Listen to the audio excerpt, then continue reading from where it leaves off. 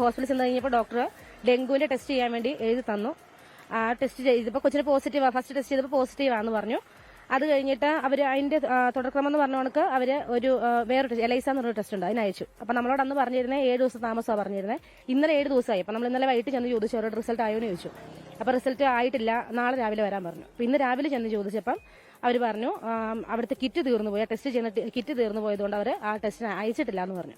പ്രവർത്തനം തുടങ്ങി കാലം കുറെ കഴിഞ്ഞെങ്കിലും പരിമിതികളും പരാതികളും പരിഭവങ്ങളും ഇല്ലാത്തൊരു ദിവസം ഇടുക്കി മെഡിക്കൽ കോളേജിനെ സംബന്ധിച്ച് ഉണ്ടാകുന്നേയില്ല. ഇത്തരത്തിൽ പരാതി വരുമ്പോഴാണ് അങ്ങനൊരു സംഭവം ഉണ്ടായി എന്ന കാര്യം തന്നെ അധികൃതർ അറിയുന്നത്. ഇടുക്കി മെഡിക്കൽ കോളേജിനെ കുറിച്ച് ഇത്തരത്തിൽ ഒരഭിപ്രായം ഉയരുന്നത് ഇതാദ്യമല്ല. ജില്ലാ ആശുപത്രിയെ മെഡിക്കൽ കോളേജായി ഉയർത്തിയതു മുതൽ പല ഘട്ടങ്ങളിലായി ഇത് കേട്ടതുമാണ്. അന്നും ഇന്നും ആ മണ്ഡലത്തിലെ MLA ബഹുമാനപ്പെട്ട മന്ത്രിയാണ്. വിദ്യാർത്ഥികൾക്ക് പഠിക്കാനുള്ള സൗകര്യമില്ലാത്തതും നഴ്സിംഗ് വിദ്യാർത്ഥികൾ താമസിക്കാനും ഭക്ഷണത്തിനുമായുള്ള ഇടത്തിനു വേണ്ടി സമരം ചെയ്തതും കാത്ത് ലാബിനു വേണ്ടി പണം അനുവദിച്ചിട്ട് ഇടം കിട്ടാതെ പോയതും ഓപ്പറേഷൻ തിയേറ്റർ ഇല്ലാതെ പ്രവർത്തിക്കുന്ന മെഡിക്കൽ കോളേജായതും ഈ മലയോരത്തു തന്നെയാണ്.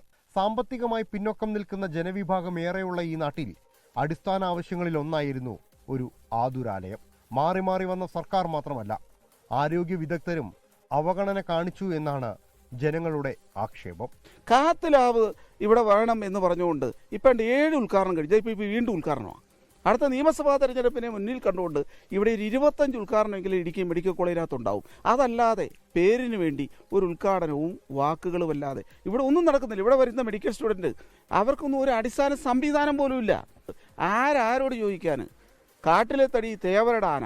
ഇതല്ലാതെ ഇല്ലാ സ്ഥാനത്ത് ഇനി മെഡിക്കൽ കോളേജിലൊന്നും ഒന്നും ചെയ്യാറില്ല. കാരണം എല്ലാവരും ഇടുക്കി മെഡിക്കൽ കോളേജിനെ അവഗണിച്ചിട്ടേക്കുവാണ്. അടിയന്തര ആവശ്യത്തിന് ഇടുക്കിയിലെത്തിയാൽ കോട്ടയം മെഡിക്കൽ കോളേജിലേക്ക് റഫർ ചെയ്യുന്നതാണ് ഇപ്പോഴത്തെ രീതി. ഓക്സിജൻ പ്ലാന്റ് നിർമ്മിച്ചെങ്കിലും അവിടേക്ക് എത്താനുള്ള വഴിയില്ലാത്തത് പദ്ധതിയെ പൂർണ്ണമായി ഇല്ലാതാക്കി. തന്മൂലം ഓക്സിജൻ ഇപ്പോഴും പുറത്തുനിന്ന് അമിത വില കൊടുത്ത് വാങ്ങുന്ന സ്ഥിതി. Emergency medicine, NICU, operation theatre എന്നിവയെല്ലാം എയർ കണ്ടീഷൻ ഇല്ല എന്ന കാരണത്താൽ കടലാസിൽ മാത്രമായി ഒതുങ്ങി. പലതവണയായി അനുവദിക്കപ്പെട്ട NHM ഫണ്ടുകൾ പ്രവർത്തികൾ നടക്കാത്തതുകൊണ്ട് കാലഹരണപ്പെട്ടു.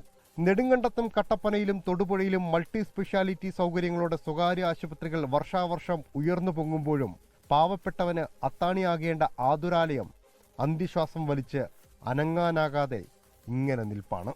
അമേരിക്കയെ വെല്ലുന്ന ആരോഗ്യ കേരളം എന്ന് ഊറ്റം കൊള്ളുമ്പോഴും ആരോഗ്യം നഷ്ടപ്പെട്ട് അവശനിലയിലാണ് ആരോഗ്യ വകുപ്പ് എന്ന് തെളിയിക്കുന്നതാണ് സമീപകാലത്തെ സംഭവ വികാസങ്ങൾ.